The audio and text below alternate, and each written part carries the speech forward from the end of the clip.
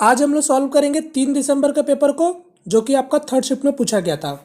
और ये होगा मेरा आज का सेट नंबर 42। इससे पहले हम लोगों ने 1 से लेकर आपका 41 सेट तक आपका ऑलरेडी सॉल्व कर लिया है। तो जिनको नहीं पता या फिर जो लोग चैनल से नए जुड़ रहे हैं, एक बार आप लोग प्लेलिस्ट चेक कर लीजिएगा।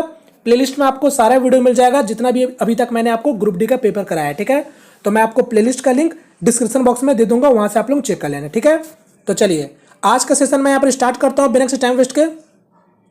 तो ये रहा फ्रेंड मेरा आज का पहला क्वेश्चन। तो चलिए आप लोग फटाफट अब ट्राई कीजिए, बताइए इसका आंसर क्या होगा। पहला क्वेश्चन है, सबसे छोटी संख्या क्या है जिसमें ठीक 7 गुणनखंड होते हैं, यानी what is the smallest number that has exactly 7 factor. बताओ, सबसे छोटा संख्या आपको बताना है जिसका एकदम एग्जैक्टली 7 फैक्टर होते हैं, ये आपको बताना है। तो छोटा संख्या की बात कर रहा तो हम लोग छोटा संख्या से चेक करते हैं डायरेक्ट, और उम्मीद करता हूं आपको फैक्टर निकालने आता होगा, मैं आपको कई बार बता चुका हूं। तो ये 16, सबसे छोटा नंबर 16 है। तो 16 का मतलब क्या हो गया, 2 के पावर में 4, और फैक्टर मेरा होता है क्या है, n+1। अगर आपका कोई प्रोडक्ट है तो प्रोडक्ट करते हैं, नहीं है तो n+1, यानी 4 + 1 क्या हो जाएगा 5, यानी इसका क्या हो गया 5 फैक्टर हो गया, यानी इसका आंसर ये नहीं होगा। उसके बाद छोटा नंबर है 36। 36 मतलब क्या हो गया 9 × 4, यानी मैं कह सकता हूँ 3 के पावर में 2 और 2 के पावर में 2, यानी आपका क्या हो जाएगा यहाँ पर इसका फैक्टर n+1 प्रोडक्ट में, यानी आपका मैं कह सकता हूँ 2+1 और प्रोडक्ट में 2+1, यानी इसका फैक्टर कितना निकल गया 3 3 9 हो गया, यानी ये भी आंसर नहीं होगा। 64, 64 मतलब क्या होता है 2 के पावर में 6, यानी मतलब क्या हो गया n+1, यानी इसका करेक्ट आंसर क्या हो जाएगा ऑप्शन नंबर थर्ड। यानी 64 के आपका एग्जैक्टली 7 फैक्टर होता है, तो करेक्ट आंसर हो जाएगा ऑप्शन नंबर थर्ड। तो ये आप डायरेक्ट से भी देख के आपको समझ आ जाना चाहिए था। ठीक है, चलिए नेक्स्ट क्वेश्चन देखेंगे आपका। और मैं आने वाले दिनों में आपको फैक्टर से रिलेटेड पूरा क्वेश्चन आपको बताऊंगा किस तरीके से निकालते हैं, अगर जिनको थोड़ा डाउट उठाए तो। ठीक है, चलिए नेक्स्ट क्वेश्चन इसको ट्राई करो। यहां पर बोला है कि 250 डेसीलीटर 1.1 किलोलीटर का कितना प्रतिशत है, यानी क्वेश्चन में क्या कह रहा है कि 250 decilitre is how much percent of 1.1 kilolitre. बताओ, अब देखो कन्वर्जन से आपको मैथ आपके बनते हैं, ठीक है, आपके एनटीपीसी में भी बनते हैं, इस टाइप का क्वेश्चन बन चुके हैं, और यहां पर भी वही है। अगर आपको कन्वर्जन नहीं पता रहेगा तो फिर आप नहीं बना पाओगे। तो यहां पर क्या कर सकते हो, 2-3 तरीका, या तो आप क्या करो डेसीलीटर को किलोलीटर में चेंज कर लो, या तो फिर किलोलीटर को डेसीलीटर में चेंज कर लो, या फिर इसका आप नॉर्मल लीटर में सब चीज को चेंज कर लो, फिर आप निकाल सकते हो परसेंटेज। हम लोगों को पता है कि 1000 लीटर इक्वल टू क्या होता है 1 किलोलीटर होता है ना। अब वही बात करेंगे डेसीलीटर में, तो क्या होता है 10 डेसीलीटर इक्वल टू क्या होता है 1 लीटर होता है। तो यहां पर हम लोग क्या करते हैं डेसीलीटर को लीटर में चेंज कर लेते हैं, यानी आपका मैं कह सकता हूं 1 डेसीलीटर इक्वल टू 1/10 लीटर हो जाता है।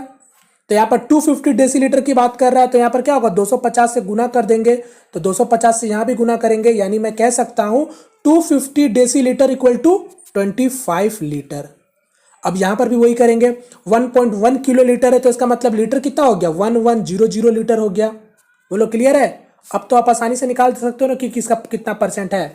तो मैं इसको हटाता हूं, तो मैं कह सकता हूं यानी 25/1100, ये सा कितना परसेंट है यही आपको बताना। तो 0 से 0 कैंसिल, 0 से 0 कैंसिल। अब आप सॉल्व करो, तो 25/11, तो 11 2 22 हो गया, पॉइंट लगा देंगे, तो फिर यहाँ पर क्या हो गया 3 0, यानी फिर से आपका 2 लग गया, 80 7, यानी 2.27%। करेक्ट आंसर हो जाएगा ऑप्शन थर्ड। चलिए नेक्स्ट क्वेश्चन इसको ट्राई करो। अब ये क्वेश्चन आपका डेटा सफिशिएंसी से है, ठीक है। आपको ये क्वेश्चन दे रखा है और आपको बताना है कि कौन सा आपका पर्याप्त होगा इसका आंसर देने के लिए। तो क्वेश्चन में क्या पूछा है, एंगल BAC का ज्ञात करें, ठीक है। एंगल BAC आपको ज्ञात करने बोल रहा है। तो पहला में क्या दिख रहा है, ये आपको एक ट्रायंगल दिख रहा है जिसमें आपको दिख रहा होगा एंगल B, एंगल C और एंगल A आपसे क्वेश्चन में पूछ रहा था। तो आप मुझे बताओ क्या आप इसका से आंसर दे सकते हो इस क्वेश्चन का, ये मतलब इस कथन से आप इसका आंसर दे सकते हो कि नहीं दे सकते हो। ये देखो, तो जरूर दे सकते हो। आपको पता है कि 180 का सम होता है कोई भी ट्रायंगल, और ये 25 है और ये 65 है, तो ये बचा हुआ एंगल जो होगा। तो बस अगर बात करेंगे दूसरा वाले कथन को देखेंगे, तो यहां पर क्या है आपका एंगल A 0 डिग्री से ग्रेटर देन होगा और 90 डिग्री से लेस देन होगा, यानी इसका तो मुझे कोई काम ही नहीं है, यानी इसका आंसर क्या हो जाएगा केवल 1 पर्याप्त है इसका आंसर देने के लिए। ठीक है, नेक्स्ट क्वेश्चन इसको देखो। अब देखो ये क्वेश्चन आपका पूछा गया था अरेंजमेंट से, ठीक है, जिसको आप लोग बोलते हो परमुटेशन और कॉम्बिनेशन। और मैंने आपको बताया कि देखो कुछ कुछ चैप्टर ऐसे थे जो आपके केवल कुछ ही शिफ्टों में क्वेश्चन पूछे गए थे, मगर फिर भी आपको करना पड़ेगा। कल के वीडियो में मैंने आपको बताया था, पूरा मैथ का आपको चैप्टर दिखा दिए थे कि किस किस तरीके से क्वेश्चन बने थे। उम्मीद करता हूँ वो वीडियो आप लोगों ने देखा होगा। तो यहाँ पर देखो, अभी तक हम लोगों ने जितना भी सेट पेपर सॉल्व किया है, जो कि आज मेरा 42 नंबर सेट होने जा रहा है, मेरे ख्याल से आज ये मेरा पहला क्वेश्चन मिल रहा है अरेंजमेंट का, ठीक है। तो इसलिए आप लोग देख सकते हो, और आने वाले दिनों में मैं आपको थोड़ा सा करा भी दूंगा, परमुटेशन और कॉम्बिनेशन जिसको आप बोलते हो। बेसिक से भी अगर आपको आइडिया है तो फिर वहां से जैसे भी क्वेश्चन बनेंगे आप उसको आसानी से बना सकते हो। अगर मैं इस क्वेश्चन की बात कर रहा हूं तो यहां पर मैं आपको हल्का से समझा देता हूं, बाद में इसके लिए मैं सेपरेट से वीडियो बनाऊंगा। यहां पर क्या बोला, सीडिंग शब्द के अक्षरों को कितने बार अलग अलग ढंग से व्यवस्थित किया जा सकता है कि स्वर हमेशा साथ में रहे। यानी बोला, in how many ways can the letter of the word seeding be arrange so that the vowels are always come together. Question समझ गए होंगे। यानी ये सीडिंग जो वर्ड है उसको आप कितने तरीके से इसको आप अरेंज कर सकते हो, ये आपसे पूछा है। साथ में एक कंडीशन क्या दे दिया है कि वोवेल हमेशा एक साथ आना चाहिए, ठीक है, यानी स्वर हमेशा एक साथ आना चाहिए। तो आपको पता है यहां पर देखो, टोटल पहले लेटर कितना दिख रहा है, टोटल लेटर आपको दिखेगा 3 और 3 6 और 1 7, यानी टोटल सीडिंग में कितने लेटर है, 7 लेटर है। देखो अगर अभी आपको समझ नहीं आएगा तो कोई तकलीफ वाली बात नहीं है, मैं आपको इसके सेपरेट से वीडियो जरूर बनाऊंगा जहां पर परमुटेशन और कॉम्बिनेशन का हल्का सा आपको बेसिक आइडिया दे दूंगा, ठीक है। और बेसिक अगर आपको पता है तो फिर उतना से आपका काम चल जाएगा, मैं फिर से बता रहा हूं। और हल्का बहुत भी आप जानते हो, थोड़ा बहुत भी अगर आपको अरेंजमेंट आता है तो आप ये क्वेश्चन को यहीं पर आप समझ सकते हो फिलहाल। तो यहां पर देखो क्वेश्चन में लिखा था 7 लेटर आपको दे रखा था सीडिंग में। अब क्वेश्चन में बोला था कि आप वोवेल हमेशा एक साथ आना चाहिए अरेंजमेंट में। यानी आप टोटल यहां पर वोवेल देखोगे तो कितना वोवेल दिख रहा है आपको, टोटल 3 वोवेल दिख रहा है आपको, ई आई, ये 3 वोवेल है, ठीक है, यानी स्वर है आपका 3। और कॉन्सोनेंट आपको कितना दिख रहा है, यानी बचे 4 आपके कॉन्सोनेंट होंगे। तो क्वेश्चन में बोला था क्या कि हमेशा आपका वोवेल एक साथ आना चाहिए। यानी मैं कह सकता हूं 1 2 3 4 5, यानी 4 आपका कॉन्सोनेंट हो गया, और इसको आप एक पेयर मानोगे क्योंकि आपका ये हमेशा एक साथ में आना चाहिए था। तो आप समझ चुके हो, यानी ये 4 लेटर यहां समझो और इसको पूरे को एक ही लेटर समझो। यानी 4 लेटर यहां हो गया, 1 लेटर यहां हो गया, यानी 5 लेटर। अब इसी 5 लेटर को आपको अरेंज करना था कितने तरीके से। तो आपको पता है अगर मैं इस प्लेस पे अगर इन 5 लेटर को बैठाऊंगा तो हर लेटर क्या होगा, मतलब एक, मतलब जो कोई भी लेटर होगा वो आपका कितने तरीके से बैठ पाएगा, 5 तरीके से बैठ पाएगा, 5 तरीके से अरेंज होगा। फिर अब इसमें अगर आपका प्लेस फिल हो चुका है तो फिर ये बचे 4 में, तो यहां पर आपका हर लेटर क्या होगा, 4 तरीके से बैठ पाएगा, यहां भी 3 तरीके से बैठ पाएगा, 2 तरीके से बैठ पाएगा, और बचा लास्ट में 1 तरीके से बैठ पाएगा। यानी आप कह सकते हो ये 5 लेटर आपका 5 फैक्टोरियल, यानी 5 फैक्टोरियल तरीके से बैठ पाएगा। 5 फैक्टोरियल क्या होता है मेरा, 120, जो गुना करते हैं हम लोग 5 गुना 4 गुना 3 गुना 2 गुना 1, यानी मैं कह सकता हूं 120 तरीके से बैठ पाएगा। क्लियर।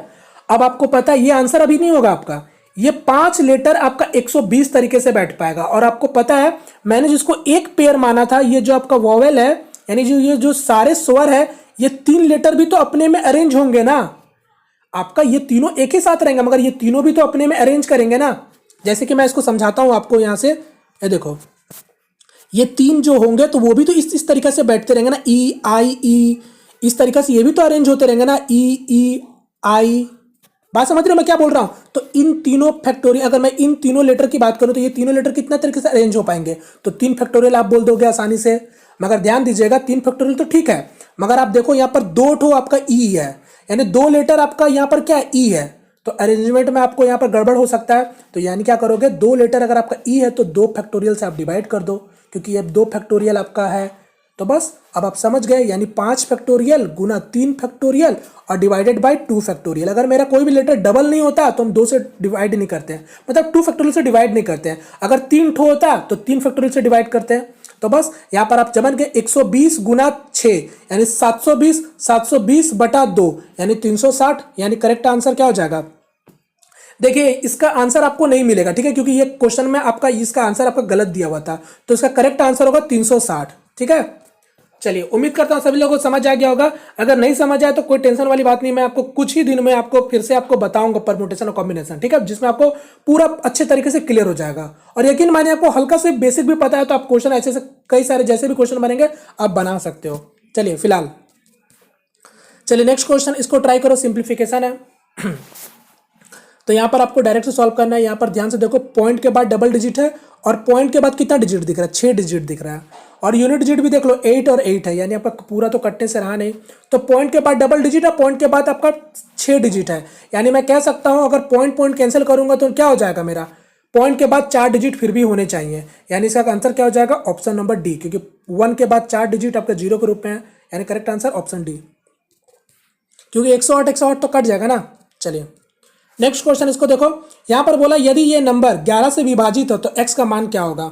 यानी ये नंबर अगर का कंप्लीटली अगर डिविजिबल है 11 से तो x का मान आपको बताना है। तो x का वैल्यू क्या होगा, अगर ये नंबर अगर आपका 11 से डिविजिबल है तो आपको बताना है x का वैल्यू क्या होगा। हम लोगों को पता है 11 का डिविजिबिलिटी रूल होता है क्या है।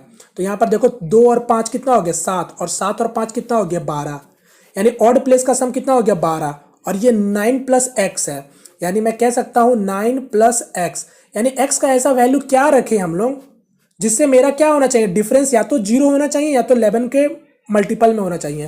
तो यहाँ पर ऑप्शन का हेल्प लोगे तो यानी 9 + 3 12, यानी 12 से 12 जाएगा 0, यानी करेक्ट आंसर क्या होगा, ऑप्शन नंबर 3, क्योंकि 11 का डिविजिबिलिटी रूल होता क्या है, ऑड प्लेस का सम और इवन प्लेस का सम का आपका डिफरेंस क्या होना चाहिए, या तो 0 होना चाहिए या तो 11 के मल्टीपल में होना चाहिए। ठीक है, नेक्स्ट वन इसको देखो, इसको ट्राई करो। यहां पर बोला एक समबाहु त्रिभुज की ऊंचाई एक वर्ग के विकर्ण के बराबर है, त्रिभुज और वर्ग का क्षेत्रफल का अनुपात बताओ क्या होगा। यानी क्वेश्चन में क्या बोल रहा है, एक समबाहु त्रिभुज यानी कोई इक्विलेटरल ट्रायंगल का हाइट एक वर्ग के विकर्ण के बराबर, यानी किसी स्क्वायर के डायगोनल के बराबर है। तो आपको पता है कोई भी इक्विलेटरल ट्रायंगल अगर जिसका मैं साइड को अगर मैं ए मानता हूं तो इक्विलेटरल ट्रायंगल का हाइट क्या हो जाएगा, √3/2a हो जाएगा। यहां तक सबको क्लियर है। अगर मैं कोई स्क्वायर का अगर मैं भुजा x मानता हूं तो इसका डायगोनल क्या हो जाएगा, यानी d4 डायगोनल लिख रहा हूं मैं यहां पर, ठीक है। तो डायगोनल क्या हो जाएगा, √2x हो जाएगा। तो ये दोनों मेरे को क्वेश्चन में बोल रखा है कि दोनों इक्वल है। अब इक्वल है तो आप समझ गए, यानी इक्वल मैं कर सकता हूं, √2x के बराबर हो गया।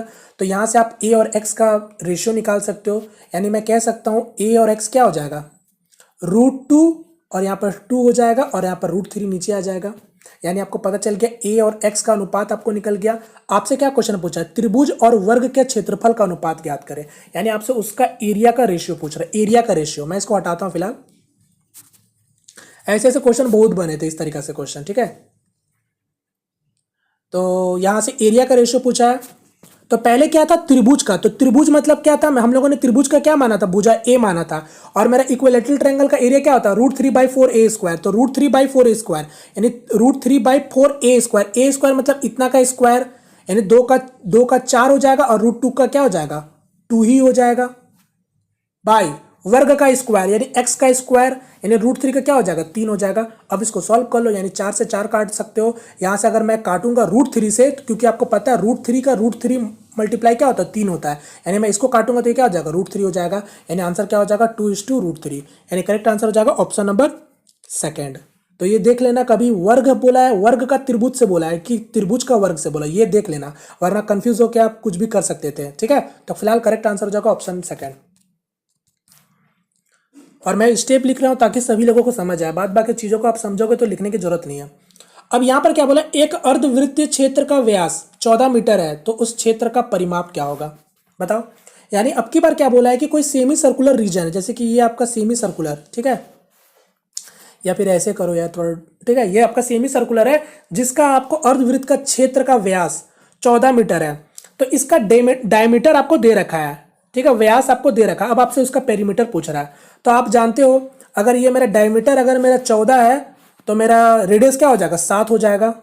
अब देखो यहाँ पर कई लोग थोड़ा सा गलती कर देते हैं, आपसे पेरीमीटर पूछा है, तो आप जानते हो सर्कल का पेरीमीटर क्या होता है, 2πr होता है।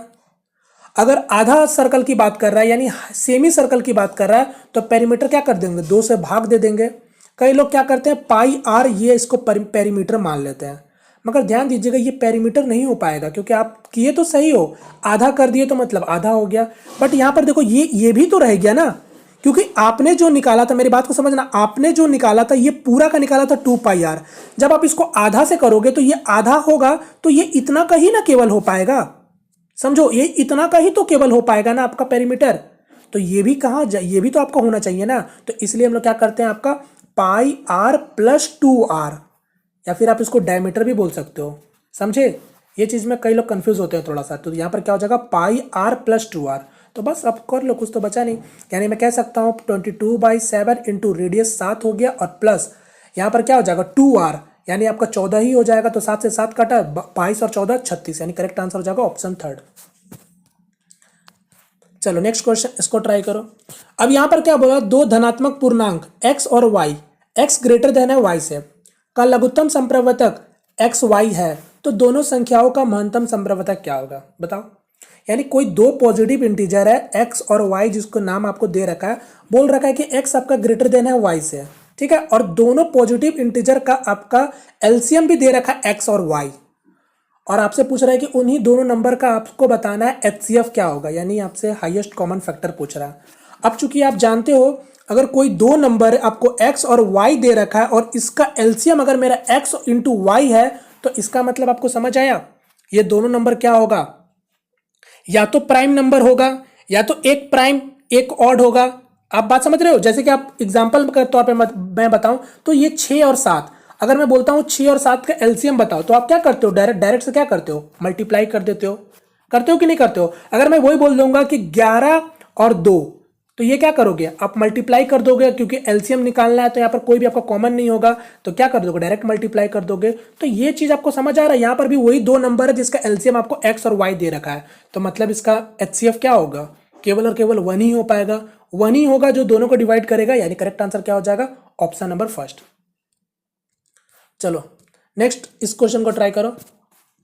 ये भी क्वेश्चन आपका ग्रुप डी का ही है हालांकि, ठीक है, ये क्वेश्चन मैंने खुद से आपका फिलहाल टाइप करके दिया है, ठीक है। चलो यहां पर देखो क्या बोला है, 5 मैचों में एक बैट्समैन द्वारा बनाए गए रनों का औसत 125 है, पहले 2 मैच का उसका द्वारा बनाए गए रनों का औसत 150 है, अंतिम 2 मैच में बनाए गए रनों का औसत 110 है, तो बैट्समैन द्वारा तीसरे मैच में कितने रन बनाए गए हैं। तो जल्दी से बता दो इसका आंसर। यानी आपको बोला है 5 मैच में 125 है, यानी 5 मैच 125, यानी 125 गुना 5। ऐसे क्वेश्चन में आपको डायरेक्ट से सॉल्व करना है, ठीक है। 625 हो गया यहाँ से आपका, पहले 2 मैच उसके द्वारा बनाए गए रनों का औसत 150 है, यानी फर्स्ट 2 मैच का औसत दे रखा है 150, यानी 150 गुना 2 हो गया, यानी ये मेरा कितना निकल के आ गया, 300 निकल के आ गया। अंतिम 2 मैचों का बनाया गया रनों का औसत 110 है, यानी 110 यानी आपका क्या होगा 220 हो जाएगा, यानी 025, यानी कितना हो गया 80 नंबर, 80 मतलब सॉरी 80, आपका 80 रन यहाँ हो गए और 25 यहाँ हो गए, यानी मैं कह सकता हूँ 105 रन, यानी करेक्ट आंसर क्या हो जाएगा, ऑप्शन नंबर थर्ड, क्योंकि लास्ट का 2 और पहले का 2 दे रखा था, तो बीच वाला तीसरा ही रन बचेगा, माइनस कर देंगे तो। चलो इसको ट्राई करो। एक बेलनकार टैंक की धरिता 20,790 मीटर क्यूब है, यदि इसका त्रिज्या 10.5 मीटर है तो इसका गहराई ज्ञात करें, बताओ। यानी आपसे उसका डेप्थ पूछा है, तो यहाँ पर जल्दी से बताओ। The diameter of a cylindrical tank is, अच्छा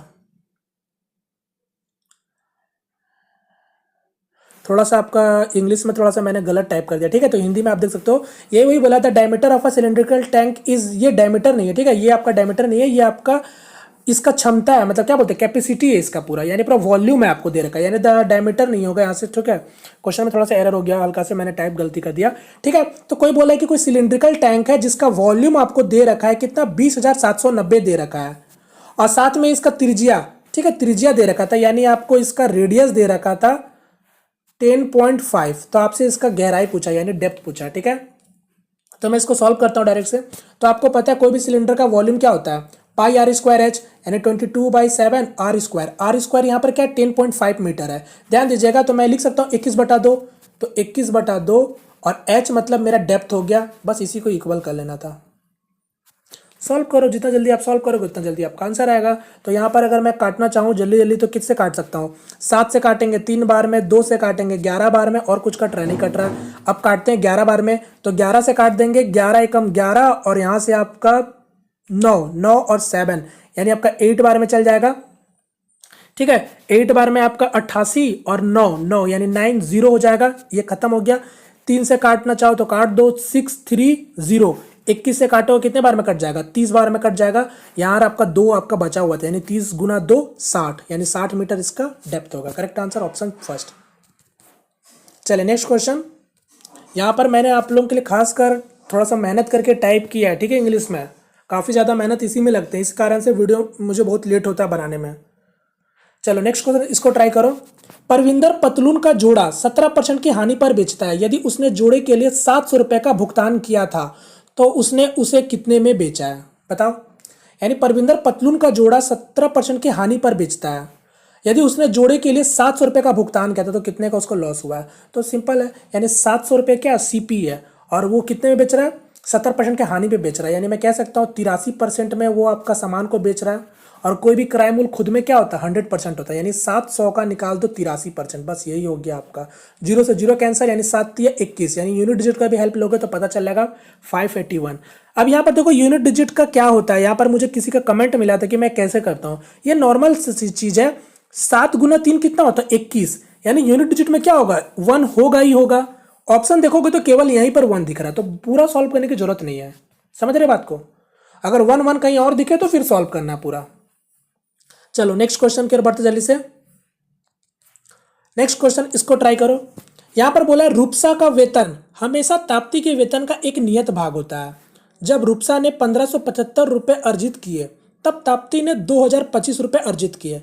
यदि ताप्ती को 1890 रुपये प्राप्त होते हैं तो रूपसा का कितने रुपए प्राप्त होंगे। क्लियर है। यानी यहां पर क्या हो रहा है कि ये दोनों का जो वेतन है वो एक दूसरे के ऊपर डिपेंडेंट है।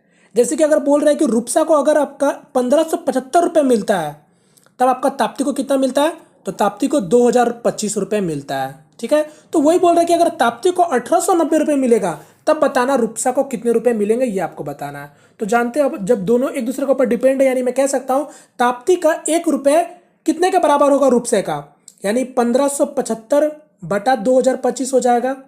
बात समझ रहे हो, ये ताप्ती का 1 रुपये रूपसा का 1575 बटा 2025 रुपये के बराबर होगा। अब आपसे पूछा था 1890, यानी ताप्ती को जब 1890 रुपये मिलते हैं, यानी मैं 1890 से गुना कर दूंगा। बात समझ रहे हो, तो ये मेरा क्या आ जाएगा, रूपसा का वेतन के बराबर आ जाएगा। यानी आप इसको सॉल्व कर लो तो 25 से काटेंगे कितने बार में, 8 बार में 200 और 1 आपका कट गया। यानी 25 से काटेंगे 25 6 150 और 7 और 3 63 हो गया। 9 से काटेंगे 9 बार में और ये 7 बार में कट जाएगा। 9 से काटेंगे तो 2 और 1 और 0, यानी 210 गुना 7, यानी कितना हो गया मेरा, 7 एकम 7 14 14, यानी 1470 हो गया। यानी करेक्ट आंसर क्या हो जाएगा, ऑप्शन नंबर डी। क्लियर। चलिए नेक्स्ट क्वेश्चन देखेंगे। नेक्स्ट क्वेश्चन है 17424 का वर्गमूल क्या होगा। यानी आपको बताना है कि ये नंबर का स्क्वायर रूट क्या होगा। तो सिंपल सा क्वेश्चन है, मैं आपको बताया था कि इस तरीके से क्वेश्चन आपके पेपर में बन चुके हैं। तो स्क्वायर रूट पूछ रहा है। अगर आप यहाँ पर देखोगे ऑप्शन में तो जल्दी से चेक कर सकते हो। नॉर्मली अगर यहाँ पर मैं देख रहा हूँ तो करेक्ट आंसर क्या हो जाएगा, ऑप्शन नंबर सेकंड। क्योंकि आपको पता है 100 प्लस 32, 32 मतलब क्या होता है, 32 का स्क्वायर 1024 होता है। अगर आप इसका लास्ट 2 डिजिट भी देखोगे तो आपको समझ आ जाता। बात समझ रहे हो। अगर आप 150 से निकालते हो स्क्वायर रूट या फिर स्क्वायर रूट का पता लगाते हो तो देखो ये 32 मतलब ये 50 आपका 32 से कितना कम है, 18 कम है। यानी 18 का स्क्वायर कितना होता है आपका 324। तो लास्ट 2 डिजिट यहाँ से भी आप पता लगा सकते थे। तो ये सब होता है तरीका जिससे आप जल्दी से पता लगा सकते हो फिलहाल। तो करेक्ट आंसर जाएगा ऑप्शन नंबर सेकंड। चलिए नेक्स्ट क्वेश्चन, इसको ट्राई करो। अब यहाँ पर क्या बोला, अर्जुन अकेले एक काम को 30 दिन में पूरा करता है। करण अकेले उसी काम को करने में 45 दिन लेता है। इसे पूरा काम करने के लिए कुल मजदूरी 26,250 रुपये है। अर्जुन को कितना रुपए प्राप्त होंगे यदि वो और करण मिलकर पूरी अवधि काम करते हैं तो ठीक है। तो ये आपका वेद से क्वेश्चन हो गया। अब आपको पता है अर्जुन 30 दिन में काम कर रहा है और करण आपका 45 दिन में काम कर रहा है। तो ये हो गया अर्जुन, ये हो गया करण। ये 30 दिन में काम कर रहा है, ये 45 दिन में काम कर रहा है। यानी टोटल वर्क कितना हो गया 90। 90 मतलब ये 3 काम कर पाएगा, ये आपका 2 काम कर पाएगा। अब क्वेश्चन में जैसे कि आपको पूछा था क्या कि अर्जुन को कितने रुपए प्राप्त होंगे जब दोनों मिलकर काम करेंगे तो। और आपको पता है हमेशा जो पैसे डिवाइड होते हैं, यानी जो मजदूरी उन लोगों के बीच में जो डिवाइड होते हैं वो उनका क्षमता के अनुसार मतलब पैसे डिवाइड होते हैं। यानी कौन कितना काम कर सकता है उसके हिसाब से पैसे डिवाइड होते हैं। ये जरूरी नहीं कि वो कितने दिन तक काम किया। बात समझ रहे हो। तो यहाँ पर भी आप समझ गए, यानी 26,250 रुपये अगर आपका मिल रहा है टोटल, तो उसमें आपसे क्या पूछा था, अर्जुन के बारे में पूछा था। यानी इसी रेशियो में पैसे डिवाइड होंगे, यानी 3/5। बस सॉल्व करो, 5 से काटोगे तो 5 5 25 और 5 2 10 और 5 जो 0। यानी मैं कह सकता हूँ 0 5 3 15 3 2 6 1 7 और 5 3 15, यानी 15,750 correct answer option number second. Clear. चलिए नेक्स्ट क्वेश्चन की ओर बढ़ते हैं। नेक्स्ट क्वेश्चन, इसको देखो। यहाँ पर बोला एक महिला 45 किलोमीटर प्रति घंटा की गति से ड्राइविंग कर 5 मिनट पहले कार्यालय पहुंचती है, जबकि 27 किलोमीटर प्रति घंटा की गति से ड्राइविंग कर 7 मिनट की देरी से पहुंचती है। उन्होंने कितने दूरी किलोमीटर तय की। ठीक है, नॉर्मल सा पॉपुलर क्वेश्चन है, बार बार मैं बता रहा हूँ, ये गोल्डन फार्मूला आपको हमेशा के लिए याद रखना पड़ेगा। अगर आप ये सब भी क्वेश्चन बेसिक से बनाने लगे तो फिर हो गया। कभी भी आपको दो डिफरेंट स्पीड मिल जाए, ठीक है, कभी भी अगर आपको दो डिफरेंट स्पीड मिल जाए S1 और S2, आपको टाइम डिफरेंस आपको पता चल जाए कि दोनों स्पीड का क्या डिफरेंस है टाइम ट्रेवल में, साथ में अगर ये भी मिल जाए तो आप आसानी से डिस्टेंस निकाल सकते हो। फॉर्मूला क्या होता है, मैं फिर से यहां पर लिख देता हूं।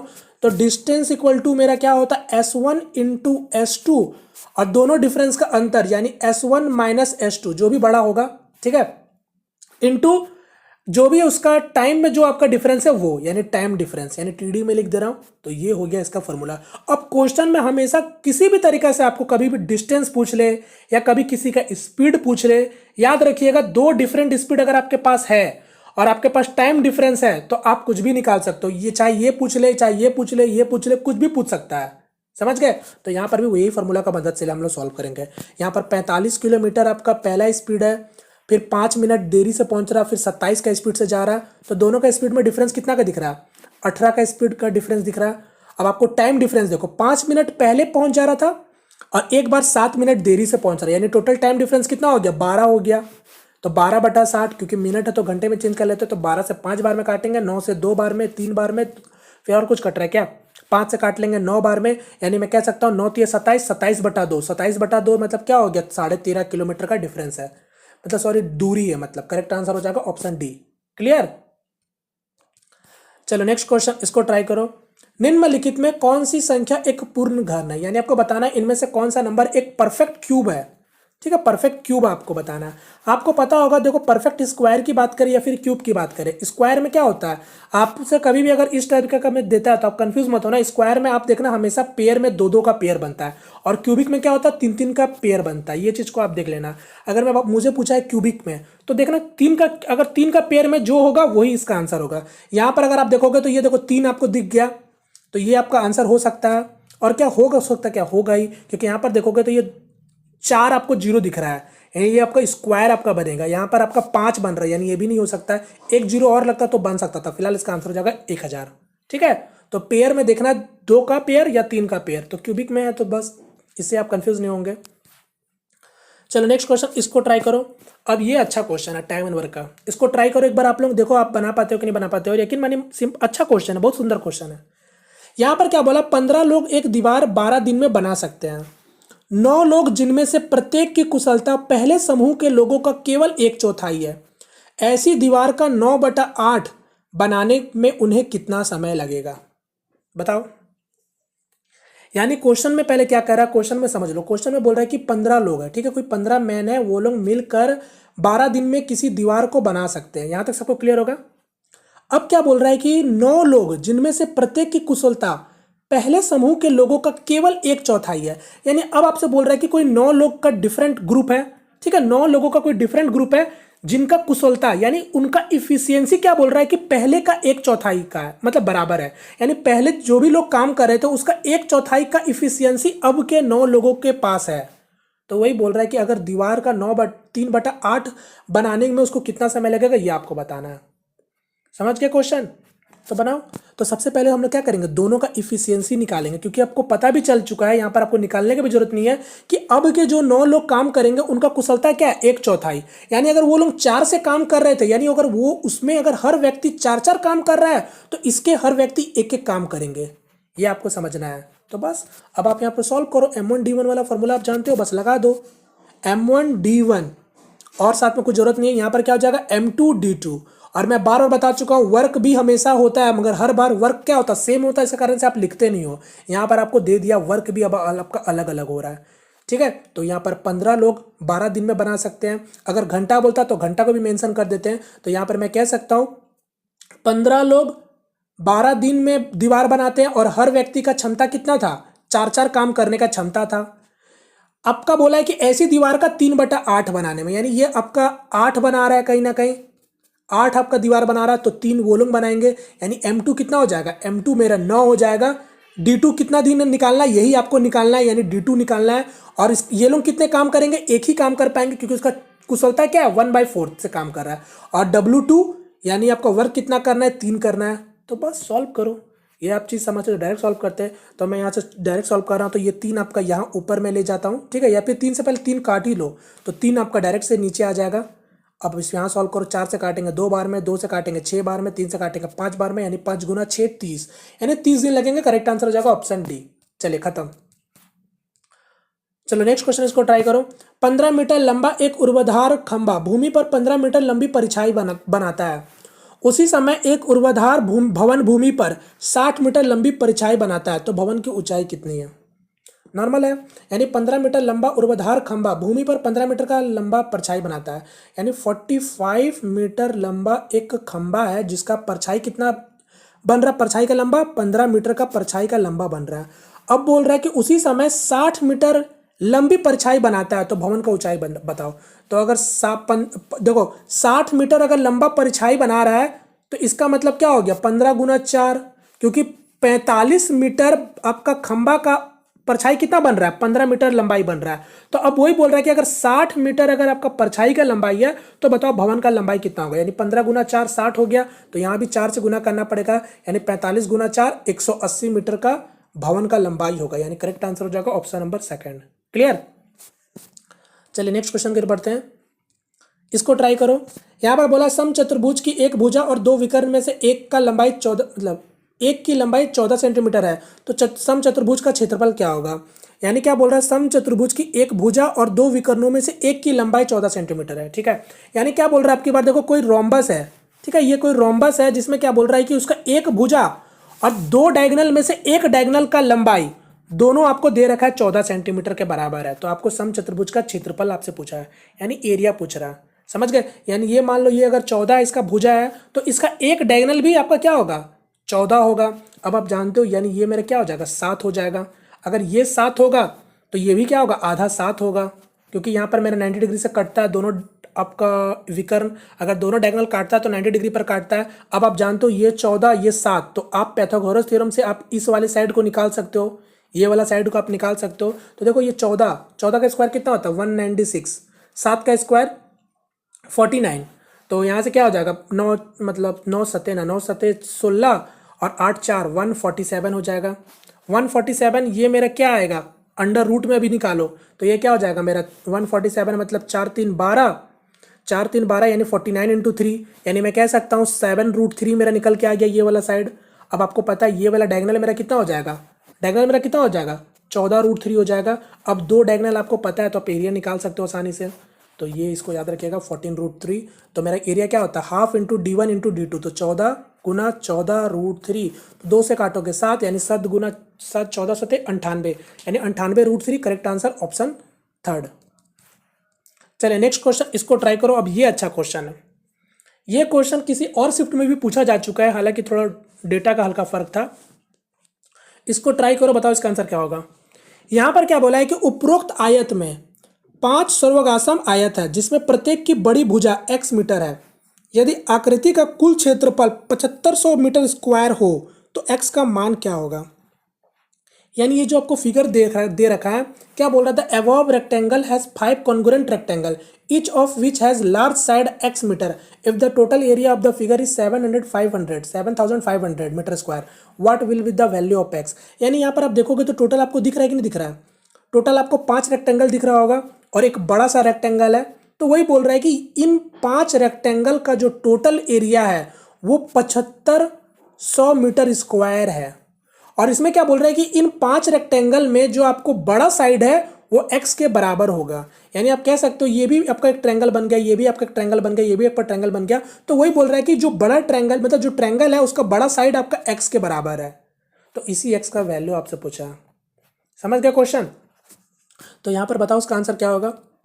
तो नॉर्मली समझना, अगर ये मेरा x है तो ये भी मेरा x होगा।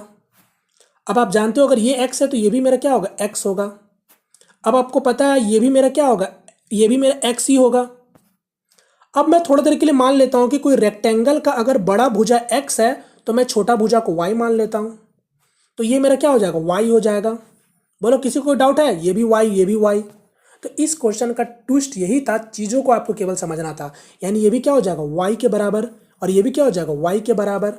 अब मुझे बताओ, आप जानते हो कि नहीं जानते हो, ये रेक्टेंगल अगर है तो 2 लेंथ और 2 ब्रेथ, दोनों बराबर बराबर में होता है, यानी ये लेंथ आपका एक बराबर होता है और ये ब्रेथ आपका एक बराबर होता है। यहाँ पर देखोगे एक्स वाई यानी दोनों बराबर होगा, यानी दोनों का सम क्या होगा, एक्स प्लस वाई बराबर होगा। मगर ऊपर देखोगे तो यहाँ पर क्या है, 3 ठो वाई दिख रहा है, यानी मैं कह सकता हूँ 3y इक्वल टू क्या हो जाएगा, 2x के बराबर होगा कि नहीं होगा। समझो मेरी बात को, बस यही तो था, यही तो समझना था आपको। यानी मैं कह सकता हूँ यानी आपका y/x क्या होगा, 2/3 हो जाएगा। अब आपको पता है टोटल 5 रेक्टेंगल का एरिया अगर 7500 मीटर स्क्वायर है और हर रेक्टेंगल क्या है, सेम रेक्टेंगल है, तो मैं कह सकता हूँ 7500/5, यानी एक रेक्टेंगल का एरिया कितना निकल के आ जाएगा आपके पास, 1500 निकल के आ जाएगा। क्लियर। तो अब देखो लेंथ और ब्रेथ आपके पास है रेशियो में, तो आप नहीं निकाल लोगे यहाँ पर x का वैल्यू, तो यहाँ पर क्या हो जाएगा, 3 2 6 यानी 6x स्क्वायर। ठीक है, 6x स्क्वायर यानी मैं 6 से डिवाइड कर देता हूँ, तो 6 से मैं भाग दूंगा तो क्या हो जाएगा, 25 हो गया। ठीक है, 25 6 आपका 150 और 0, यानी मैं कह सकता हूँ एक्स स्क्वायर मेरा क्या हो गया, एक्स स्क्वायर मतलब ये एक दूसरा एक्स स्क्वायर है। ठीक है, ये वो एक्स स्क्वायर को मत मानना, मैंने इसको क्योंकि ये रेशियो में अगर मैं लेता हूँ जेड 2z और 3z, तो मैंने इस तरीके से किया 3 × 2 6z स्क्वायर इक्वल टू 250, यानी जेड स्क्वायर का वैल्यू मेरा क्या आ जाएगा, जेड स्क्वायर का वैल्यू 250, यानी जेड का वैल्यू मेरा क्या आ जाएगा, तो 25 और 25 10, यानी मैं ले सकता हूँ 5√10, यानी ये मेरा जेड का वैल्यू है। एक्स का वैल्यू क्या हो जाएगा, 3z, यानी मैं 3 से गुना कर दूंगा केवल, तो 5 3 15 यानी 15√10, यानी करेक्ट आंसर क्या हो जाएगा, ऑप्शन नंबर फर्स्ट। क्लियर, समझ आ गया सभी लोगों को। तो ये था इसका क्वेश्चन का चीज़ों को समझने का तरीका। चलो नेक्स्ट क्वेश्चन, इसको ट्राई करो। अब यहाँ पर क्या बोला है, 5/8 को एक संख्या में जोड़ने पर 5/32 प्राप्त होता है, तो समीकरण का वह संख्या क्या होगा। यानी क्या बोल रहा है, कोई नंबर है 5/8, उसमें x जब नंबर जोड़ते हैं तो नंबर मिल रहा है 5/32 के बराबर, तो इसी x का वैल्यू पूछ रहा है। तो बस 5/8 को यहाँ लेके आ जाएंगे, तो ये आपका माइनस में हो जाएगा, 4 से ऊपर नीचे गुना कर देंगे, यानी यहाँ भी 32 यहाँ भी 32, यहाँ पर देखो 5 और ये -20, यानी 20 में से 5 जाएगा तो क्या हो जाएगा, माइनस पे 15, यानी 15/32 माइनस में करेक्ट आंसर हो जाएगा ऑप्शन नंबर डी। क्लियर। चलिए नेक्स्ट क्वेश्चन, नेक्स्ट क्वेश्चन ये रहा, इसको ट्राई करो। यहाँ पर बोला 6 वर्षों के लिए निवेश की गई धनराशि 1775 रुपये पर 852 रुपये का ब्याज मिलता है, तो प्रति वर्ष साधारण ब्याज का दर बताओ क्या होगा। यानी 6 साल में आपको कोई प्रिंसिपल पर 852 रुपये क्या मिल रहा है, इंटरेस्ट मिल रहा है, तो ये 6 साल में मिल रहा है, यानी एक साल का मैं क्या कह सकता हूँ, 14 6 84, तो 14 और 1 और 2 यानी 142 रुपये इसको क्या मिल रहा है, इंटरेस्ट मिल रहा है। तो देख लो ये आपका कितना इसके परसेंट के बराबर है, यानी हर साल उतना ही रेट ऑफ इंटरेस्ट लग रहा होगा। तो मैं देख लेता हूँ कि 142 1775 का कितना परसेंट है, ये डायरेक्ट चेक कर लेता हूँ। 25 से काटूंगा 4 बार में, 25 25 और 7 175, और यहाँ से आपका 1 और यानी 71 बार में कट जाएगा, यानी 71 से काटेंगे 2 बार में, यानी 4 × 2 8% आपका रेट ऑफ इंटरेस्ट है। करेक्ट आंसर हो जाएगा ऑप्शन नंबर फर्स्ट। क्लियर। चलिए नेक्स्ट क्वेश्चन, नेक्स्ट क्वेश्चन इसको ट्राई करो, बताओ इसका आंसर क्या होगा। और हाँ, अभी तक आप लोगों ने मेरा टेलीग्राम ग्रुप ज्वाइन नहीं किया तो जरूर से ज्वाइन करो। ठीक है, मैं आपको लिंक डिस्क्रिप्शन बॉक्स में दे रहा हूँ। ठीक है, अब क्योंकि मैं आपको बता चुका हूँ जब मैं यूट्यूब पे आपका एक्टिव नहीं होता तो वहीं पास एक्टिव होता हूँ। ठीक है, तो जरूर से आप लोग उसको जरूर से ज्वाइन करो। चलिए नेक्स्ट क्वेश्चन, इसको ट्राई करो। तो 2/3 और इसके वैतुक्रम अनुपाती का योग क्या होगा, यानी 2/3 प्लस 3/2 का आपसे सम पूछा, यानी क्या हो जाएगा, 3 2 6, यानी 6 2 4 और 9, यानी 13/6, यानी 13/6 कौन हो गया, correct answer option number first second. ठीक है, चलिए नेक्स्ट क्वेश्चन, और मेरा आज का लास्ट क्वेश्चन जो कि आप लोगों के लिए होमवर्क क्वेश्चन है। अब आप लोग मुझे इसका आंसर कमेंट करके बताना क्या होगा। ठीक है, नॉर्मल सा क्वेश्चन है। और मैं एक क्वेश्चन अभी और दिखाता हूँ कि क्योंकि इस शिफ्ट में 2 ऐसे क्वेश्चन थे जो आपका गलत थे, मैं आपको दिखा देता हूँ फिलहाल, बाद में आप लोग कुछ देखोगे तो मुझे बोलोगे कि मैं आपका छोड़ देता हूँ कुछ क्वेश्चन को, तो ये इसको दिखाता हूँ। ये नॉर्मल है, एक क्वेश्चन और 2 क्वेश्चन, दोनों क्वेश्चन आपका एज का क्वेश्चन था। ठीक है, एज का क्वेश्चन था जो कि आपका अच्छा क्वेश्चन था हालांकि, बट क्वेश्चन ही गलत है क्योंकि ये पॉसिबल नहीं है। आप यहाँ पर पढ़ सकते हो, ये आपका क्वेश्चन आपके सामने है, एक बार आप इसको खुद से भी ट्राई कर सकते हो। और दूसरा क्वेश्चन सेम इसी फॉर्मेट में, एक ही शिफ्ट में दोनों एक ही फॉर्मेट में क्वेश्चन पूछा गया था। ये दूसरा क्वेश्चन आपके सामने है, दोनों का दोनों क्वेश्चन आपका गलत है। ठीक है, तो ये दोनों क्वेश्चन भी गलत है, तो ये आपका पूरा जो भी क्वेश्चन पूछे गए थे टोटल मेरे ख्याल से देख लो 26 से 27 क्वेश्चन आपके पूछे गए थे इसी शिफ्ट में, जो कि आपका ग्रुप डी का पेपर में 25 क्वेश्चन ही होता है। तो यही तो चीज़ मैंने कल के वीडियो में मैंने आपको बताया था। तो आप लोग इसको एक बार देख सकते हो। हालांकि अब मैं बता देता हूँ कैसे गलत है, थोड़ा सा आपको खुद ही पता चल जाएगा। यहाँ पर उम्मीद करता हूँ आप लोगों ने ट्राई किया होगा। अब देखो जैसा क्वेश्चन बोला बस हम वैसे उसको बनाने की कोशिश करते हैं। ये मरियाना होगी, ठीक है, मरियाना। और ये सुंदर हो गई। और एक क्या नाम था, तारा, ठीक है। तारा के बाद और कोई कैंडिडेट था, सैफ अली। तो ये हो गई सैफ अली। क्वेश्चन कैसे गलत हो गया, क्योंकि यहाँ पर एज आप निकालने जाओगे तो नेगेटिव में एज आ जाएगा, तो नेगेटिव में तो पॉसिबल ही नहीं है। आप समझना, मारियाना की आयु सुंदर की आयु का 4 गुना से 3 वर्ष कम था। यानी सुंदर का आयु अगर मैं यहाँ पर 3 मान लेता हूँ, समझना, मैं वैल्यू को मान के देख रहा हूँ कि ये चीज़ सही भी हो रहा है या गलत हो रहा है। तो मैं खुद से मान लेता हूँ कि आपका जो सुंदर का आयु 3 है, तो मारियाना की आयु सुंदर की आयु का 4 गुना से 3 वर्ष कम है। यानी ये इसका 4 गुना, यानी 4 12 और 12 में 3 कम है, यानी 9 हो गया। क्लियर। अंतः तारा की आधी आयु से केवल 1 वर्ष अधिक है। किसको, मरियाना को लेकर बोला है। यानी तारा का आधी आयु से केवल 1 वर्ष अधिक है। यानी मैं कह सकता हूं यहां पास आपका कि ये कितना होगा, इसका 16 होगा। तारा का बारे बोला गया था ना, हाँ ठीक है, तारा का। यानी मैं कह सकता हूँ 16 तारा का एज होगा। तभी तो बोला तारा का आधा, यानी 16 का आधा क्या होगा, 8। और 8 से 1 ज्यादा कौन है, मरियाना है। क्लियर, यहाँ तक सबको क्लियर है। आगे क्या बोला फिर, सैफ अली की आयु तारा की आयु से 5 वर्ष अधिक है। यानी सैफ अली की आयु तारा से 5 वर्ष अधिक है। यानी अगर ये 16 होगा तो ये क्या होगा, 21 होगी। होगी कि नहीं होगी। तो यहाँ पर देखो फिर क्या बोला, सैफ अली की आयु तारा की आयु से 5 वर्ष अधिक है और मरियाना से 4 वर्ष कम है। तो आप मुझे बताओ ये सैफ अली अब मरियाना से कम कैसे हो गई। समझ आया, ये कम कैसे हो गई, तो ये गलत हो गई यहाँ पास। ठीक है, तो उम्मीद करता हूँ समझ आ गया होगा। तो ये क्वेश्चन और वो क्वेश्चन दोनों गलत था, तो इसलिए पता चल जाएगा आपको, दोनों सेम फॉर्मेट में ही क्वेश्चन पूछा गया था, एक ही शिफ्ट में। ठीक है, चलिए, तो आपको मैंने होमवर्क क्वेश्चन दे दिया, आप लोग मुझे इसका आंसर कमेंट करके बताना। ठीक है, उम्मीद करता हूँ आज का सेशन पसंद आया तो प्लीज़ वीडियो को लाइक करके अपना सपोर्ट जरूर दिखाइएगा। और जैसे कि मैंने आपको बोला, टेलीग्राम ग्रुप जरूर से ज्वाइन कर लीजिएगा। ठीक है, और जितना हो सके प्रैक्टिस करो। ठीक है, प्रैक्टिस प्रैक्टिस प्रैक्टिस जितना हो सके करो, क्योंकि मेरा 42 नंबर सेट होने जा रहा ग्रुप डी का, और भी सब एग्जाम का मैं ऑलरेडी सॉल्व करा चुका। तो इतना कुछ करोगे तो मुझे नहीं लगता कि इससे कुछ भी बाहर जाएगा।